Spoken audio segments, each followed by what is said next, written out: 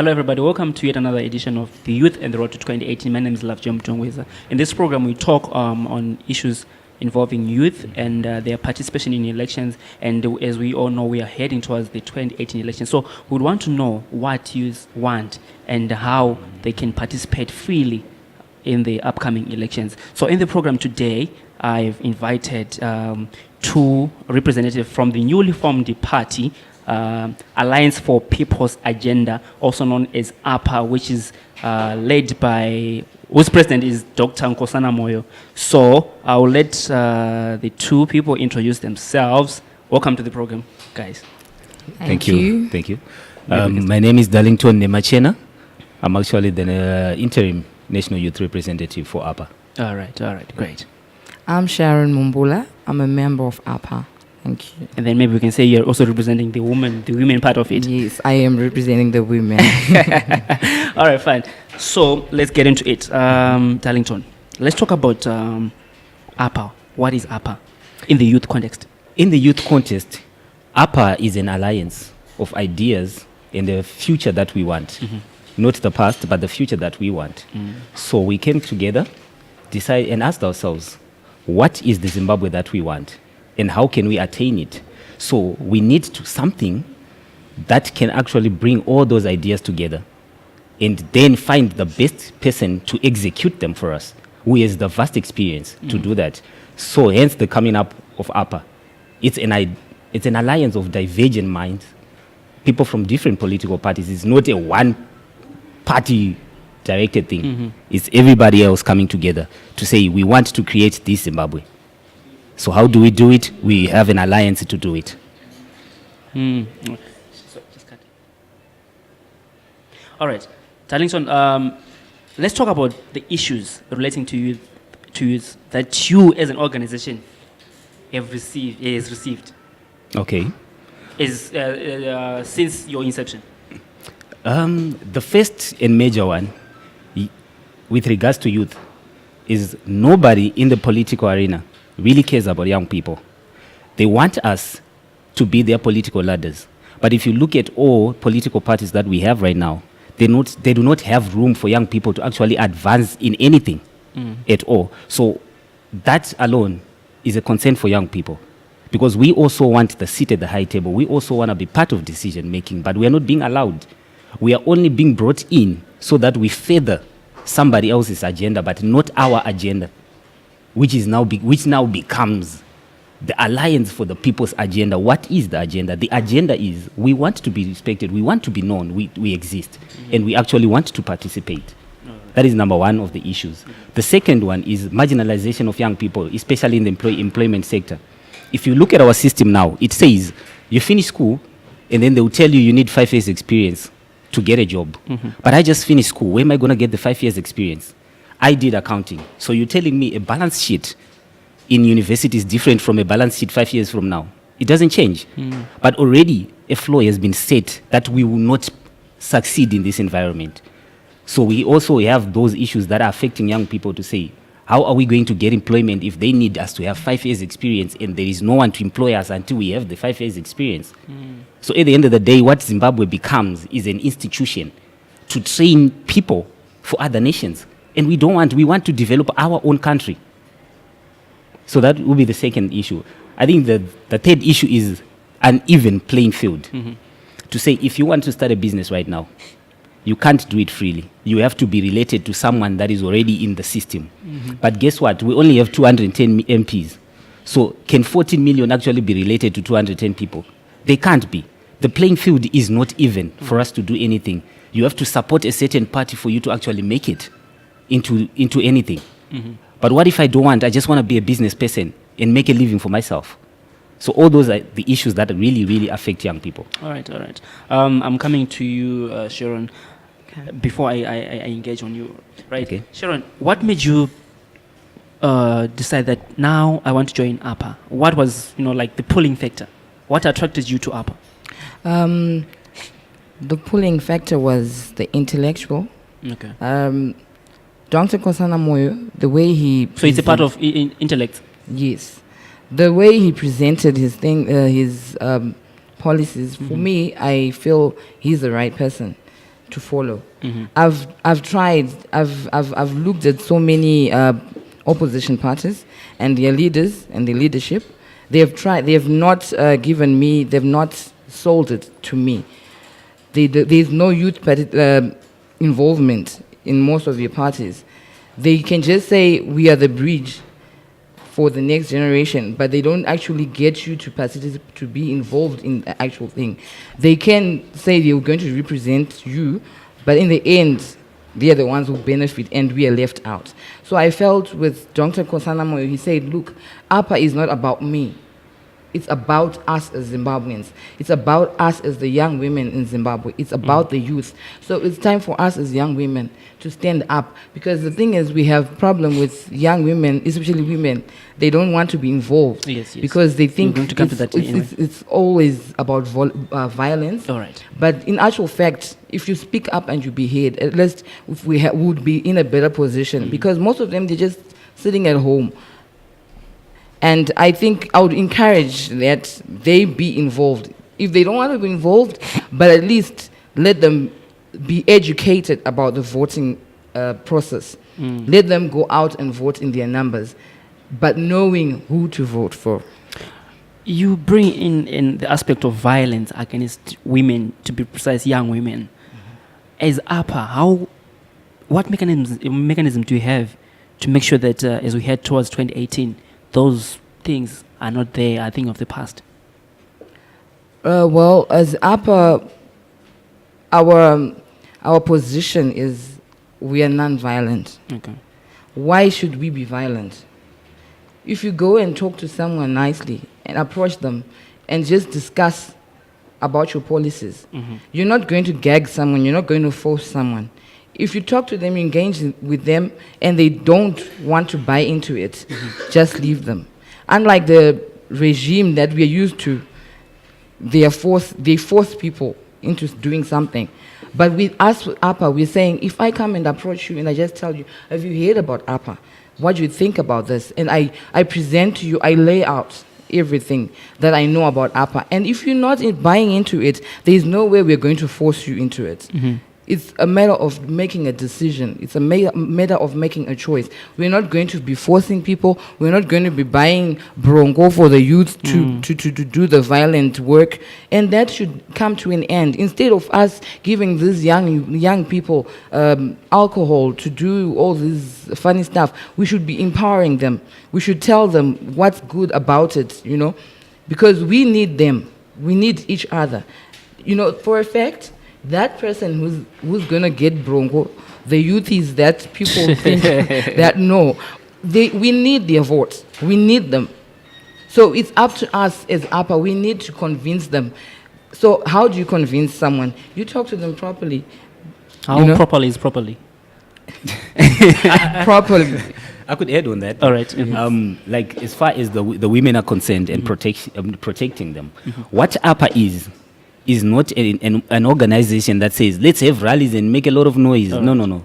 Appa, we don't ask you to wear our regalias just to recognize that you're Appa. Okay. So you can sit at home, articulate the Zimbabwe you want, look at the current crop of leadership that is there, and look at someone who has the CV that can actually fit in what you require pre-2018 to be.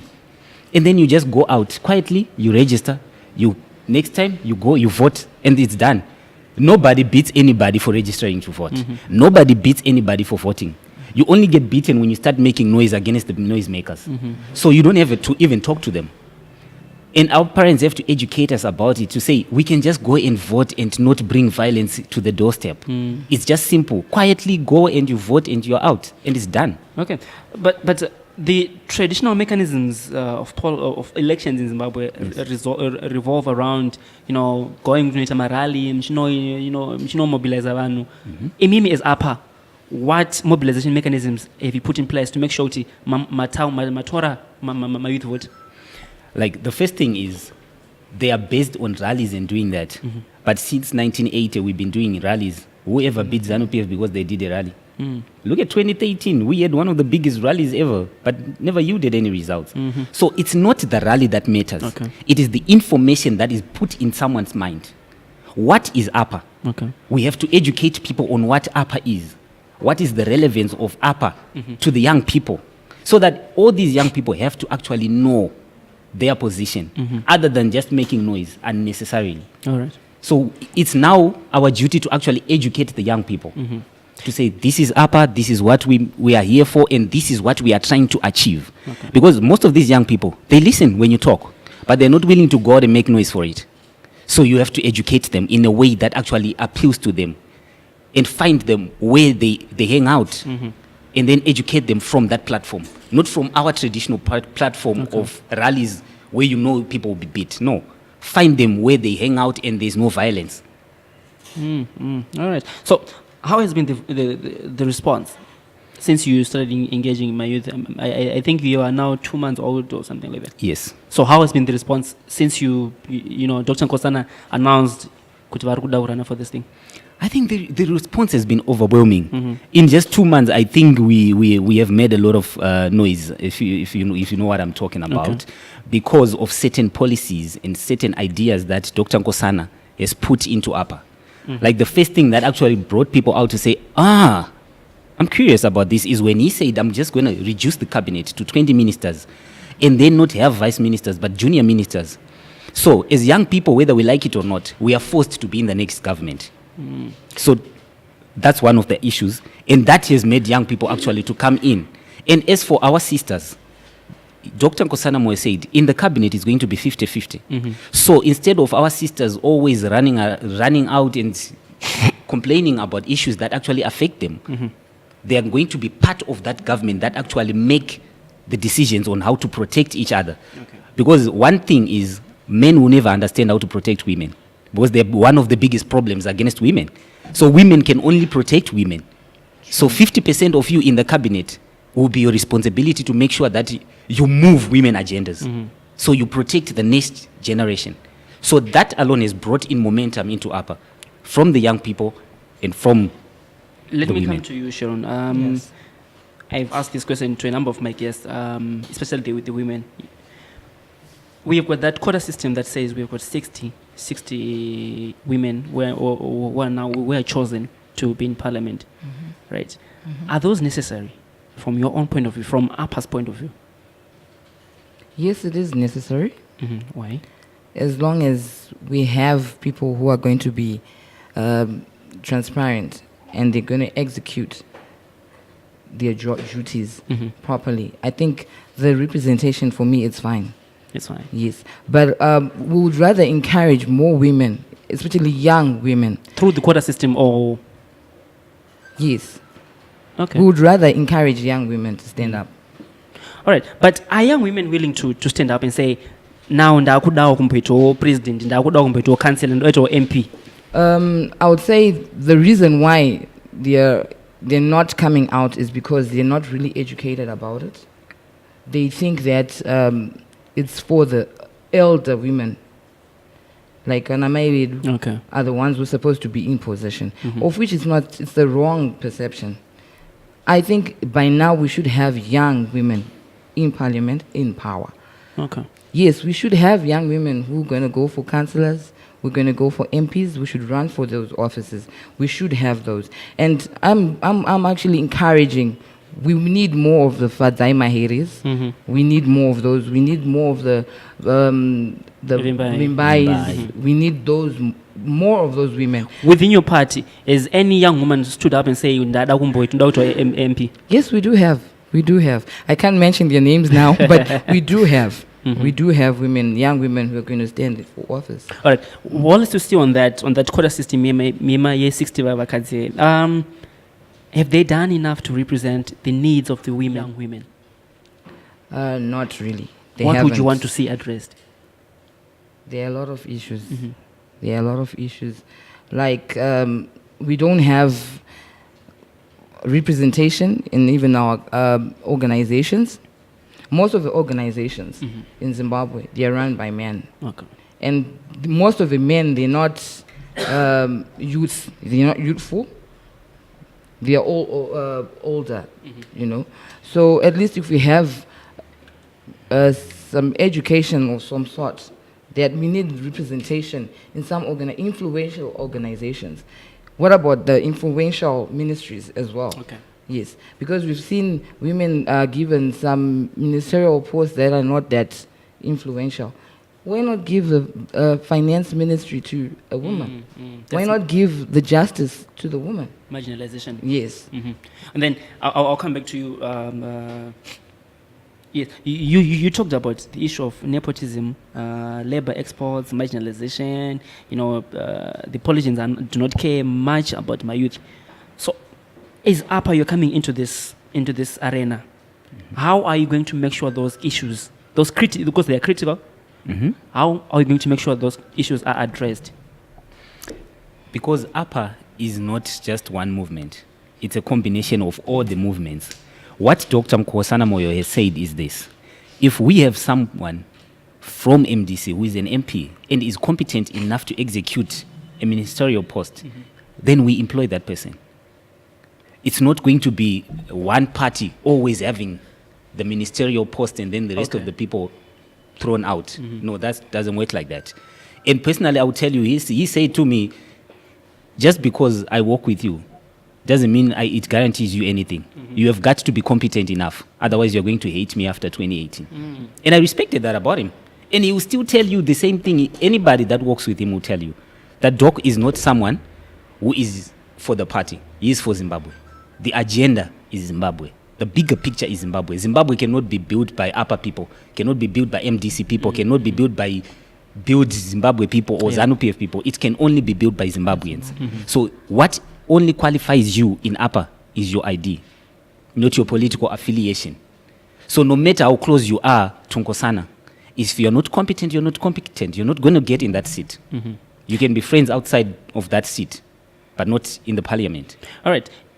As young people, especially people of my generation, we grew up in this environment where we have a lot of corruption taking place. Yes. And it's one of those critical issues in this country. You've got corruption everywhere, from the top. My youth ministries, in this dirty environment. If and when elected into power, much address saying the corruption. The issue with corruption is this. It's a huge thing, but it's very simple. What really is corruption? And then you look at the person that you want to lead. Remember, Nkosana Moyo was elected into the cabinet by the president years back, not on a Zanu-PF ticket, but on a technocratic ticket. 10 months later, he realized, no, I can't do this. I can't do this. By principle, I do not operate under these conditions. And he left. Because he is one person that is guided by principle. So we already know if he gets into power, if he gets to be the next president, he is not going to allow corrupt activities to take place. Because at the end of the day, the agenda is misplaced. Because when you allow corruption, you've destroyed the agenda that we're trying to achieve, which is the betterment of this country. And this is one of the major things that has actually destroyed like Zimbabweans. To think that anytime you want to do something, you have to pay someone or some act of corruption has to take place for you to succeed. It takes us back to that thing that youth are complaining about when they say an even playing field. Okay. Because you actually need to have the money to engage in corruption. So Appa is coming in to say, stop it. Let's make this even. And is it? All right, you mentioned this well. You talked about Nyama junior ministers. What's their role? Are they on merit or you just like a quota? These seats are reserved to my youth. And what's the importance of having junior ministers? First is they are not based on just the quota system. They are based on capabilities. How do you identify the capabilities? Because you're going to have MPs, young MPs coming in. You're going to have young people being councillors, right? In Ministry of Finance, you're not going to have a lawyer in the Ministry of Finance. Okay. They're not going to be able to execute that. So those people that have actually the educational qualification to do that part will be given that part. And they will actually have a say in the parliament. They're not just going to be sitting ducks. They're going to be participants just like the ministers. Okay. And then there have been accusations thrown at your party that you are elitist. Right, you are this party of, like you were saying, and then we have got Marura youths As she was saying, we've got Maroa youth and how have you engaged them, or have you engaged them? The funny thing about people is they say we are an elitist, right? Where have you seen young people standing on a corner discussing about how to be poor? So what is being illicit? Is someone, Nkosana Moyo grew up in a rural area. To pay for school fees, he had to go somewhere. He was making what we call mafet cook to supplement for his education. He made it from where they are, the rural people, and he made it to the urban. And then he advanced himself to something else. So he's one person that has lived 3 lives: the rural life, the high density life, and the low density life. Okay. So he actually understands all those things. But the only thing is people now start looking at him from now. Who is 65 years, we never lived in a rural area. So how do you expect me to connect with something when I was born in it? I don't have to connect with rural people. I am part of them because that's where I came from. But my having advanced is an advantage in that I'll come back to you and tell you how to advance to the next level. Because you have got a clear Because I understanding. have a clear understanding of what it was when I was going to school, and we had to go to the field in the morning first before we go to school. You get to school, you also have to do school gardening. And then I worked myself hard, moved out, and became a great business Yeah, I person. am. So he's like someone that rural people, like the young people in rural areas, have to emulate to say if he could do it, maybe he has to teach us how he got it there. Instead of fighting his advancement, they should take advantage of it. But to you, Sharon, if you, from a young woman's point of view, have you engaged my young women in the rural areas, and what has been their response? Okay. From my personal point of view, like he said, that the way we're going to be engaging is more of a one-on-one formula. We're going to be engaging like small groupings. Like from my point, I've started with my family, right? And in my family, we are 5. And in my family, my brother is going to tell his wife, he's going to tell his kids, and my sister is going to tell her friends, right? So that's how we're going down. And from a family tree, we're going back to Musha. I've sent on a family group, and I've told them about Appa. I've educated them about Appa. I've been to Kumusha, and I've told them about Appa. So now they're spreading the word Kumusha Ikoko. So the response is They are keen. They're buying they're whatever buying you're into saying. it. Yes, they're buying into it. And then we are heading into, I would want to call a decisive moment for Zimbabwean politics and Zimbabwean economy, the 2018 elections. And we've got a lot of virgin voters, if I can call them that, those new voters, right? Is Appa, how have you engaged with them? Have you tried to talk to them and make them understand the importance of voting in the 2018 elections?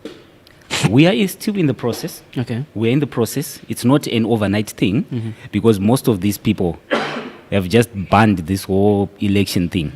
So we are still in the process of trying to educate everybody what voting is and what it is not. All right. Because our perception is voting is being in a political party and in being engaged in violent acts.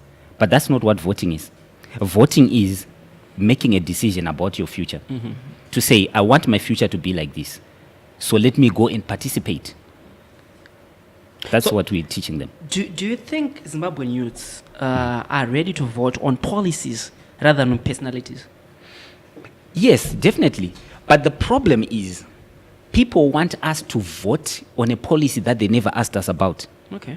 So you want to be asked about it and then... Yes, because the only way someone can only be 100% a participant to anything is when they've made a contribution. But when you bring a policy that is already done and you expect me to relate to it, it doesn't work. Look at like our current crop of leaders. They are all above 50, 60. Do you really think they have a policy that can engage 20-year-olds? But we also have Dr. Nkosana who is 65. Yes. And Dr. Nkosana, why we actually chose him at 65, he is the founder of an organization called Minds in South Africa. Okay, all right. That organization deals with young people. So his entire life has just been listening to young people's concerns. So we don't have to educate him much on what young people want. Because he understands for you to connect with young people, you have to listen to them. Young people want someone that just listens. Simple. I think someone from Zanu-PF will tell you that President Mugabe has been, the champion of youth empowerment since 1908.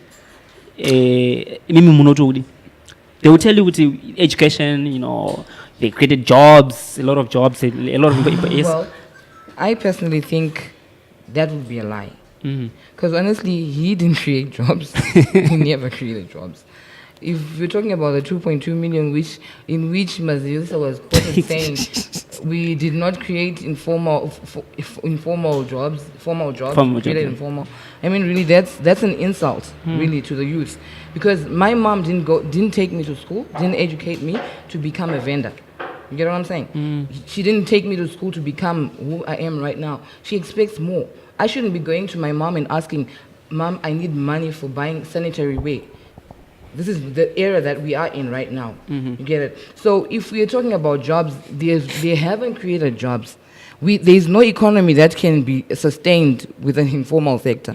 Really, we need the formal sector. Let those graduates go into the field. Let them have that experience, and let them bring in everything that they have, the expertise that they have, and this economy will be running up and running. President Mugabe has not involved the youth, really. He hasn't. His policies might be okay for Zimbabwe. Looking at the indigenization policy, it's fine, right? But execution is totally wrong. Implementation. Who has benefited from it? It's just the people that are in his cabinet and their children, not the least of common the people, youth. the common person. No, I have not benefited from Zanu-PF. I've tried to even get those KEBS loans, the youth, but I never, I couldn't get them. All you could hear were in the street corners we are. That one has took a loan for about 20,000, and some of them haven't even been able to repay them. And as an economy, where are we right now? Where has it put us? It has left us doomed.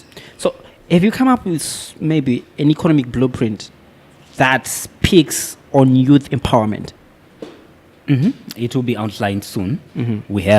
This is why we employed Dr. Nkosana Moyo. Oh, he's your employee? Yes, he's Zimbabwe's employee. He's not the leader of Zimbabwe. Okay. No, he's an employee of Zimbabweans. Because looking from what he has done in the economic sector, like he was the vice chairman for the World Bank, he has been the director at Standard Chartered, he has been a board member for National Bank of Rwanda. I think all those things, they come into play when we're talking about what we want to be achieved. So he is one person that can actually do that. And he is going to outline a blueprint that is going to be satisfactory to everybody because he has the practical experience. Unlike when someone has to come up and say, 90 days from now, if you give us 90 days after elections, we'll turn your economy into 100 billion. Then young people that have gone to school, they will tell you, even the Arabs can't do that with all the billions they have. It's impossible. So we need someone that actually knows what they're talking about, practically. Not someone that needs to be advised by someone else when they have no clue what they're being advised on. All right. I think we have a little over a year before the 2018 elections, and traditionally, the youth vote has been key in deciding who wins and who doesn't. Of course, President Mugabe has been winning. So, how important are the youth in this election, these 2018 elections?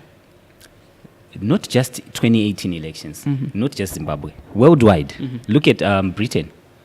The youth spoke and things changed. So but in regards to Zimbabwe, look at the emphasis now. Do you know from 1980, everything that has been done was done for war veterans. Okay. Yeah, for the first time in history, the president is doing an interface for young people just only. He has forgotten about that other part because he understands the dynamics have shifted. The young people now will control who gets to lead them 2018. But again, that importance, people have to understand one thing about the value of young people. Because they're the most valuable game changers. They've got to also understand the strategy being used by the current system. It is to make sure that the game changers never get involved in the game. So they incite fear in them and create the apathy constituency. So young people are vital in 2018 because they are the only people that are going to determine who leads. So whether they like it or not, they have got to participate. Because not participating is also a form of participation. Right. It's supporting the regime that you don't want if you don't vote.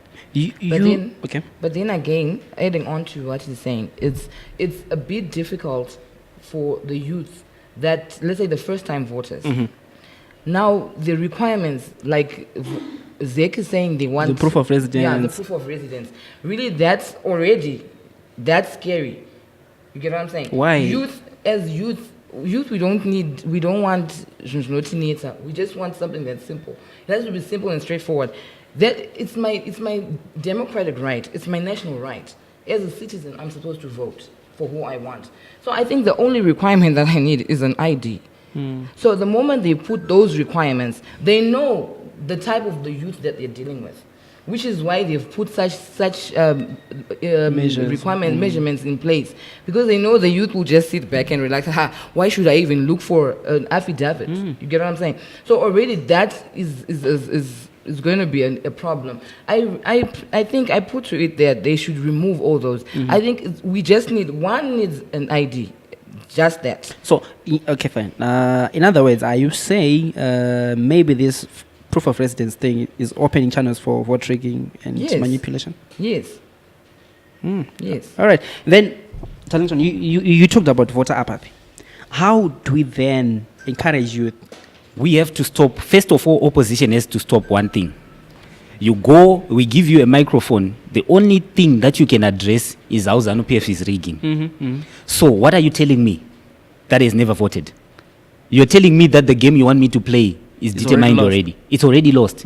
But I'm yet to see a system that cheats from 0 to 1 million. I've never seen it, and I'm yet to see it in any political arena where you say, no, they cheated with 1 million people. So instead of us educating our young people on the effects of them voting or not voting, we're actually telling them they're not so different in voting or not voting, because all we talk about is rigging. Then you get 90% of young people telling you that the system will rig, but you've never voted, so how do you know that they will rig if you vote? So we have to educate our young people to say, no matter what system they try, if we go out in our numbers, we will beat the system. We will actually achieve something. That's the kind of information that needs to be drilled into young people right now. This is why you see in Appa we don't focus on election rigging or in all those things, because that is not what determines the result. What determines the result is the number of people that vote. So let me come to you, Sharon. What's your take on youth participation in elections, position-wise? We have had a lot of youthful candidates coming out, Fadzi, Vimbai. Maybe we're going to see Lumumba. Lumumba, of course, he started the whole thing. So what's your take on that whole thing? I think it is time. It is time for the youth, yes. And they've realized that it's our time. So I believe they will come out in the numbers. Though there is need for voter education to more of them, so that they know what they're doing and what they're dealing with, the reason why they should vote. But I believe youth is coming out, because now if we have Fadzai Mahele, we have Rimbai, and we have more. I think Linda Linda is running as well, and Patson is running as well. So as long as we have such ages that are running for office, I think youth is coming out, and the more they come out, I think it will open more eyes. You know, like the common person would just say, you know what, I think it's my time. I need to vote for my age mate. I need to vote for my schoolmate or something like that. So I think we are at a level. It's a dispensation of the youth, I believe. Last year we had Ace Lumumba coming up saying we need a youth party. We need Takabatana as my youth. Do you think we can have a youth coalition that can, defeat Mapati Zaripo? Yes, we can. Okay. If we as youth are determined to do so, we can. But the other problem is with youth is we are easily bought. And we have that syndrome of pulling each other down. If I'm to run right now, like, okay, we've heard people discouraging Fadzi. Fadzi, you've got, why are you running? You're still young, that kind of thing. Or someone can just come and mudsling Fadzi. But I'm a youth as well. And then I can do that to another woman. You get what I'm saying? So that's the mentality that we have as youth, as young women as well. So if we put all that aside and we become as one, we support each other from different angles, no matter she's running as independent or she's running under Appa or she's running under MDC, as long as she's youthful and she knows what she's going to do. Yeah, I'll throw the same question to you, Darlington. Okay.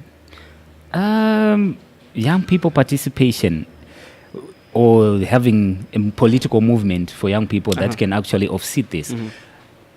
We want that. Let's be realistic. Okay. It's something that can actually work, but it has certain limitations. Because first thing is first, as the young people, like Sharon said, we really don't appreciate the impact of someone else of our own age trying to do something. Instead, we fight them. Start saying, no. Why is she doing that? She's too young. Why? We don't support each other. We have got to move from that position. We've got to be educated on what it means to support someone else. Because at the end of the day, all the things young people complain about, it's based on one thing, them. Because they are the ones that actually vote in the old people and being told you are the future. And let me be honest enough with young people, these guys just don't die to create the future for you. We will die before they die. So we have got to support each other as young people. Fadzai is doing this on her own. I'm from Appa, you from MDC. Just because she's a young person, let's go behind her and support her. She doesn't have to come from Appa for me to support her. She just has to be a young person. That's enough. That's a qualification enough for me. So when we say as young people, let's have a movement. If you look at the movements that young people are doing right now, there's some big guy who's trying to swing things in their favor at the end of the tunnel that is funding it. Because we are not resourced enough to do these things. But one thing young people don't realize is the biggest resource that is needed in any change is the human resource, not the financial resource. So we end up fighting for the wrong reasons because we're looking for the financial resource. But who has ever gone to the voting booth and they say, give me $2 so that you get in? No. They just need you and your hand to put an X. Yeah. So that is the education that we have to actually drill into young people to say, we have got to support each other. We have got to come to a point where we say, no, you're way too old to rule us. Move. We want someone young enough. And then, and only then, can we have a youth movement that can actually benefit the young people, not just a few individuals. All right. We have a population that is, statistically, people just throw numbers, but it's believed we have 90% unemployment rate, of which the majority are the youth. And these are the people that you want to get into those positions. Now, doesn't this now open channels for corruption? Suppose a young person who hasn't worked in his life, he gets there, he's elected as an MP. Now, he has got all, the access to all the money. Doesn't this now open channels for corruption? Employing someone, having someone who hasn't worked. The idea behind having access to all the money, who gives you the access to all the money? Because there is no ministry that has one signature. So if your system does not allow check-up measures, there will still be corruption. Even if we look at all the people that are in power right now, who was ever unemployed? They were all employed. Money is never enough, to be honest with you. A system has to be put in place that actually defends the people. You can't just give someone money and say, go to your constituents and do a project, and no one has to follow up on it. And when something comes out and say someone stole money and used it for their own personal use, that person is changed from the ministry of this to the next ministry. They are not fired. They are not asked on it. So it's not about whether we have been employed or not. It's about the check systems that are put in place to defend, because that is not our money. That is Zimbabwe money. So it has to work for every single Zimbabwean. All right. Sharon, you wanted to say something? All right. Let me ask you this question. Those that are in government right now, that are educated, that are employed, that have been employed before, and they've been given the ministerial posts, are they not corrupt? Yeah, of course, most of them are And corrupt. I think the corruption, the level of corruption is actually alarming. So for me, as Appa, we are saying it's servant leadership. If a person is elected into office, this person is working for the country. He or she won't be working for him or herself. She is employed. He is employed. as Zimbabwean citizens, we have the right to ask, we have the right to demand. Right now, we have a 15 billion that is missing, and it's not accounted for. But because Zimbabweans are afraid, if we raise up and if we speak up, I might disappear or I might be locked up. But it's my right because it's Zimbabwean money. So I think people need to be educated that they've got the right to ask. And don't be offended because there should be transparency. If you are employed, if I vote for you in office, I've got the right to ask you, I need to know. We need to know. So the common person in Zimbabwe needs to know that the moment they elect an MP or a councillor, they've got the right to ask. Because I didn't basa. I will not repeat the. That's true. Yes. All right. This is one issue as well. Especially the rural constituents, the rural youth constituents. And it's been blamed solely on the poor performance of the economy. You are coming in as Appa. How do you address such issues of vote buying amongst the youth? Personally, my thinking is this. What is your definition of vote buying? You give me something towards elections. You see, how you want to be an MP? You come to me, Lovejoy. This is the money. I want you to vote for me. Or this is the stand. I want you to vote for me. How have we come to that situation? This is where we begin. We have come to a situation where someone can just come and give me money, and I just vote them in, and I don't see them for the next 4 years. Why? Because I sell my days for 1 day's meal. So as Appa, we're not going to be doing vote buying. Trust me, if you want to vote Appa because we gave you food, keep your vote. Because this is not my Zimbabwe. This is not Nkosana Moyo Zimbabwe. But look at all the times that people have been given something so that you vote in someone. You have sold yourself. You have sold every right that you have to that person. Because once that person doesn't come back to you, you have no right to then question what is going on. Because for you to elect them, they gave you something. And that's a deal. A transaction is when you give me something and I give you something in return. That's not what politics is.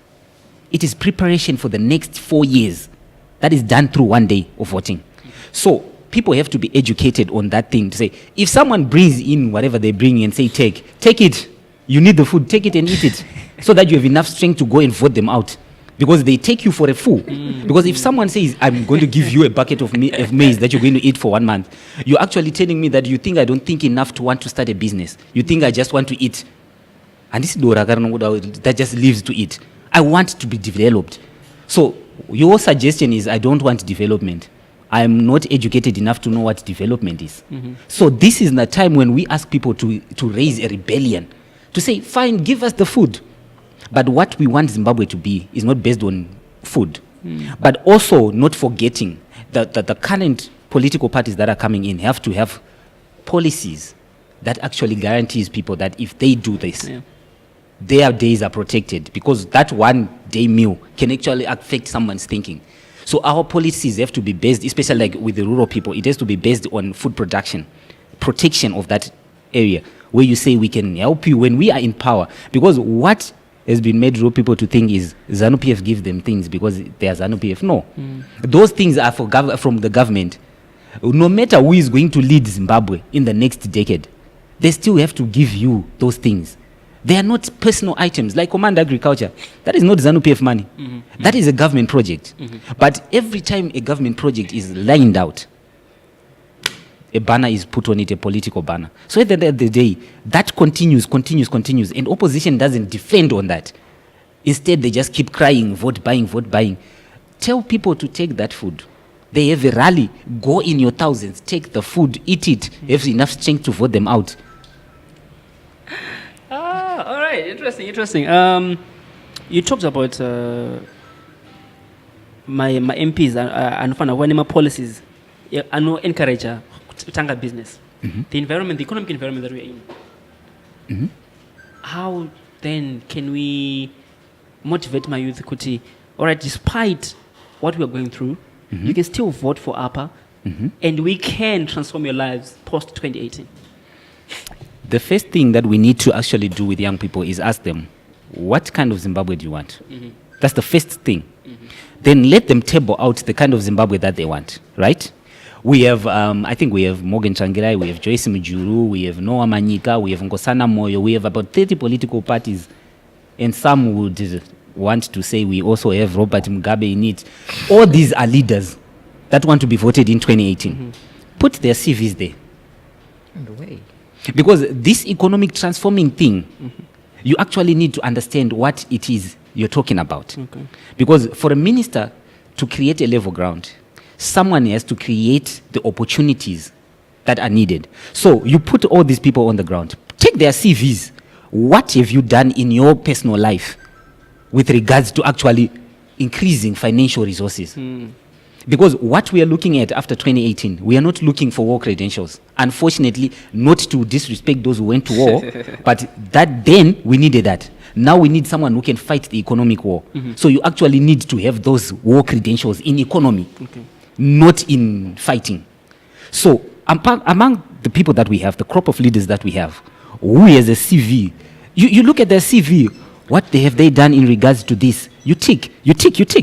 By the end of the day, trust me, you will be left with one person. Because I was left with Doc. So you will be left with your own person. For obvious reasons. For obvious reasons. So this is our right now to choose a leader. We don't want leaders to tell us why we should vote them. No. We want to tell them why we are voting this person, not that person. Not because I hate you, not because I hate your policies, but I want to protect my future. I want to protect my present moment. So I vote this person, irregardless of me being an MDC supporter. Yes, I support MDC. We are going to put you in there and there. But as far as changing Zimbabwean economic situation to the next level, can you please allow me to vote the one person that I know is qualified enough to do this? And then maybe you guys can help each other in the next government. But for now, let's not be partisan people. Let's actually be Zimbabweans. Because at the end of the day, all Zimbabweans will suffer because a few people made the wrong choice. All right. Sharon, from a young woman's point of view, are you happy with the current youth policies that we have? If yes, why? If not, why? Okay. The youth policies that we have right now, I only know the indigenization policy. Okay. Correct me if I'm wrong. It is a good policy, or should I say it was, from the point they launched it. But I think the execution, for me, it was just wrong. Because they did not indigenize, they benefited themselves. And it did not even empower our economy. Because if it had, I think would be in a better position right now. It only benefited SK and his team. But the common person, it didn't. And is it Zim Asset? Zim Asset, the people who benefited from Zim Asset, we're talking of their party supporters only. And I think we should shift from that. I should be a Zanu-PF supporter in order for me to benefit. As long as I'm a citizen, it should apply to everyone. Let it be to the common person. I think it would be even better if we have the common person rather than someone who's partisan to participate in their policies so that they can execute it better than the people who are biased. Because right now, if you look at Zim Asset, it's all Zanu-PF. It's all Zanu-PF. And they're all talking about Cremora, you know. But in actual fact, they don't have anything to show for it. Yes. All right. We have had the likes of Simba Makon. They've come in, he's an economist himself, former finance minister, and then we've had Mangasana Tindai he now has his own party. And he has BT has not participated in any election, but Simba Makon is lost. Right. And then we have you guys who are coming in as Appa. What's new? What new things are you bringing for the table? Why should I, as a youth, vote for Appa? What Appa is the next generation. You have to vote for Appa because of the future that you want. Because most people lose elections not because they are not competent people. One, you do not educate the people you want to vote for you on why they should vote. Two, you do not ask them what they want out of an election. So that everything about your organization or your movement is based on what the people actually want. Because, believe you me, all young people actually know what they want. We all know what kind of future we want. But nobody has ever bothered to sit us down and ask us. They assume we want the future and they start telling you, no, we remember when there was Aroma years ago, they made the best bread. Yeah. But you're telling that to someone who was born in 2008. Who doesn't even know what the bread looks like. They don't even know there was such a bread. I remember growing up, I came from Highfield, you'll be going into town, you pass through Lobels. That place smelled so good. But I can't sell that to my young brother because he never saw what Lobels was. So we don't have to make our policies based on the past that we enjoyed and expect the next generation to vote as based on that. We have got to be voted in based on what we are preparing for them. Because as young people, we have been robbed of our next generation. We have been robbed of everything. Because the same government that took over in 1980 is now handing over a broken system to us. And the thing that they want to propel in us is we have to respect this system. You have to understand people went to war. But now we ask you, why did you? You want me to vote you in because you went to war. To do what? Because whatever reasons you went for, you just changed the coin. You took Smith and put a black person in it. You just painted Smith black. So what benefit is it to me for you to tell me that I should vote you in because you are trying to protect a sovereignty? Great. And you're not teaching me what sovereignty is.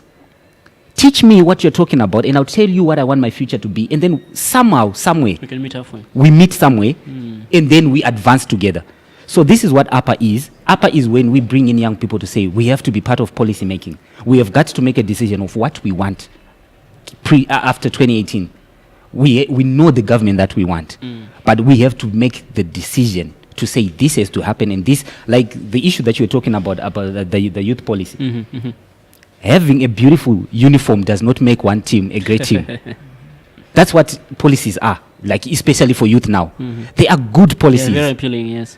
But what are they designed for? They just designed to take money from the system legally and put it through to its own people.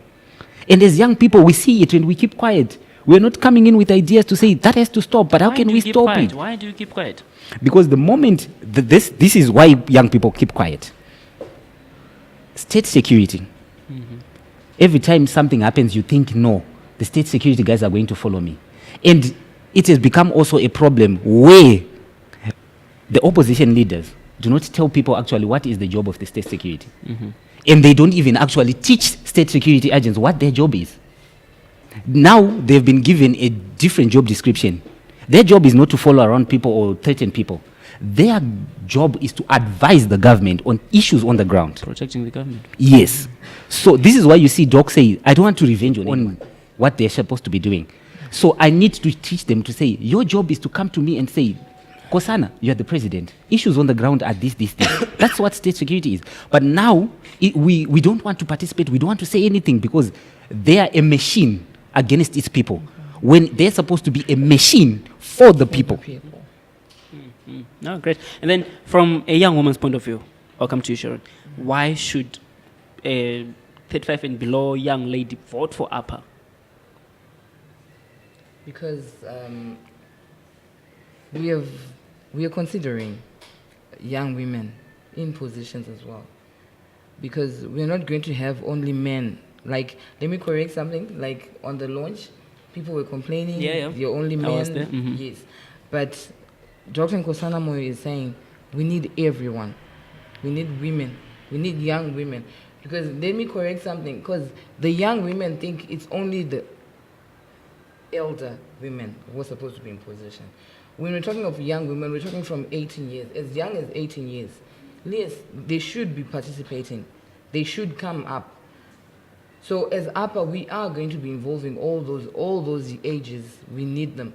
I'm 31, and I'm already involved, and I'm going to be engaging with all the younger ones as well, and the older women. So we are going to be involving every woman. Every woman. Yes. Well, let's do that. I always ask female female guests this question. There have been rumors that Grace Mugabe, the first lady, might be, you know, the representative for Zanu-PF. Would you support Grace Mugabe's presidency?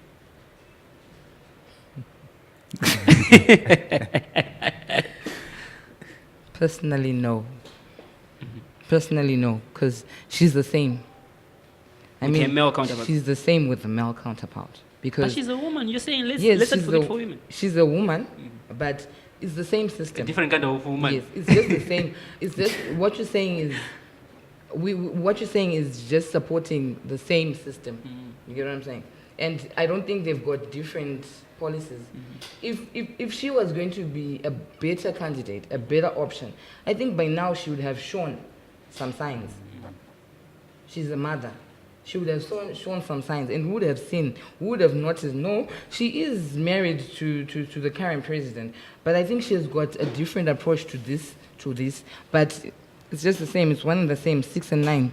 So she's good to for be in a me, position. exactly. For me, she's just the same. Kalisa? On women, I'll add this. 2018 and what Appa is the time that they have to make a choice. Because look at it, women complain about sexual violence, Yeah. but that is perpetrated by men on women. So don't expect men to solve that problem for you. You need women to actually solve those problems because they are the victims. That's number one. Number two, unequal treatment in employment areas. So men are unequally treating you. So you need women to actually be in positions to defend you. And then we have also the issue, like I always say this, young girls right now will tell you, young boy, the guys today don't marry. But it's because they don't vote those women that we don't marry, because we can't afford to marry them. They want me to marry them, but I can't even afford to buy a pair of shoes for myself. So it's also their power to say, because I want to create my future, I want to get married one day, I want someone to marry me so that we start a life together where I am an equal member in that relationship, where I go to work, he goes to work, and I respect him as my husband, and he loves me as his wife. But all those things will never happen because young women are sitting at home complaining about how young guys don't marry anymore, they just want to use them. But trust me, do you really think I want to be dating someone for 4 years? No. I actually want to marry you, but I can't afford it. And then you don't look at that picture to say, I have got to go and vote and so that I defend my boyfriend and actually make him get a job so that we get married. It's way too long we've been dating. But that's your right. So women actually have the more power than men, but they just don't realize it because they're not educated on those issues. If you look at the women that are in front for them, they're not actually teaching them all these things. All they just want is to make money out of the suffering of the other women. But it's when the young people realize that, no, for me to still be in my parents' house, it's my fault. For me to still not be married, it's my fault. As a guy, it's my fault I'm not voting to change the playing field so that I can afford to marry. As a girl, it's also your fault because you're not voting in a new system that can actually make you guys afford to get married and actually have a home. So women have more power in this election. And actually, we have more women than men. So they are the determinants of 2018. And they have got to be taught on those things and not be taught on the violence of elections, no, but on the benefits of the elections. That's what we are doing as Appa, trying to teach our sisters what it is to just put an X on a paper. Great. It changes everything. Correct. Graduated for tens of thousands of them. They graduate, then they go out. As Appa, how are you going to tap? Suppose you're elected into power. How are you going to tap that lost talent that has gone abroad in search of greener pastures back into the country, into the 2009, 10, somewhere there, I lived in South Africa.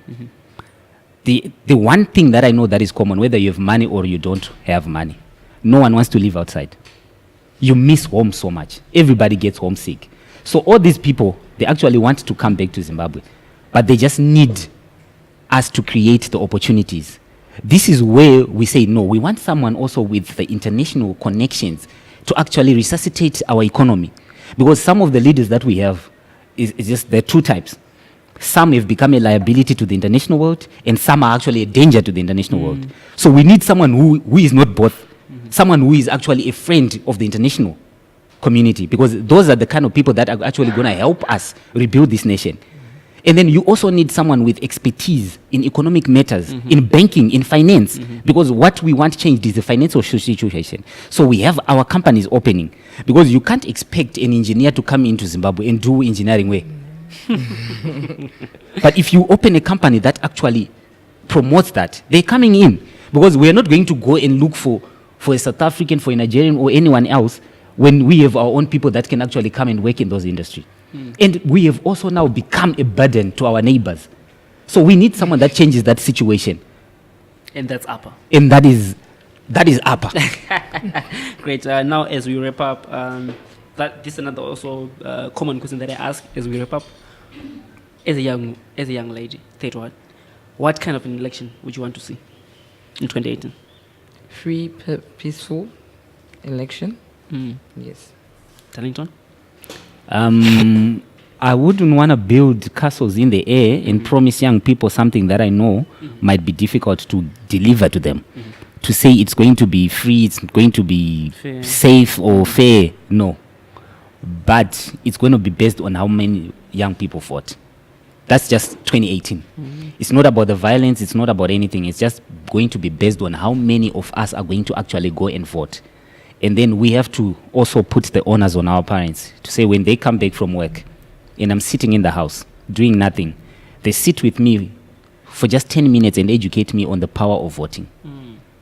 And trust me, this war terror that we are in, this war environment that we are in, can just be a thing of the past. So we actually need to do that.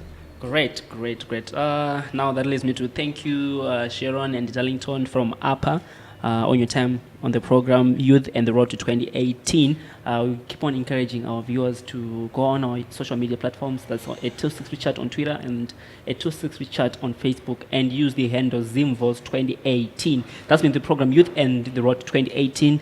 My name is Lovejoy. For these and other stories, visit our website www.263chat.com. Follow us on Twitter at 263chat and like our Facebook page 263chat.